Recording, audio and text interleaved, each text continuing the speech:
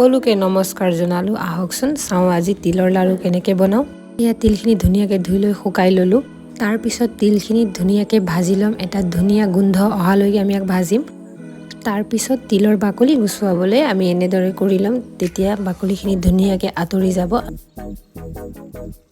আৰু বেছি ভালকৈ বাকলি আঁতৰাবলৈ আমি হাতেৰে এনেদৰে মোহাৰি ল'ম ডলাত লৈ।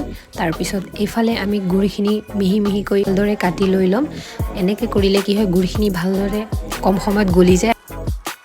এতিয়া গুড়খিনি আমি গলাবলৈ ল'ম। তিলৰ লাড়ু স্বাস্থ্যৰ কাৰণে খুবেই ভাল আৰু আমাৰ অসমীয়া সমাজত এইটো বহুত জনপ্ৰিয় হয়। এফালে তিলখিনি ভাজি লৈ ল'লোঁ। গুড়খিনি আমি কম জুইত গলাম। গুড়খিনি আমি এনেদৰে গলাম যাতে আনি ধৰোঁতে আঠাৰ নিচিনা হয়। এফালে টেষ্ট আৰু ভাল কৰিবলৈ মই ইলাইচি দিছে আৰু লাহে লাহে এনেকৈ গুড় দি আমি লাডু বনাবলৈ ষ্টাৰ্ট কৰিম। গোটেই গুড়খিনি আমি একেবাৰে নিদিওঁ, অলপ অলপকৈ দি অলপ অলপকৈ বনাবলৈ ল'ম। চাওকচোন কি ধুনীয়া লাডু হৈছে।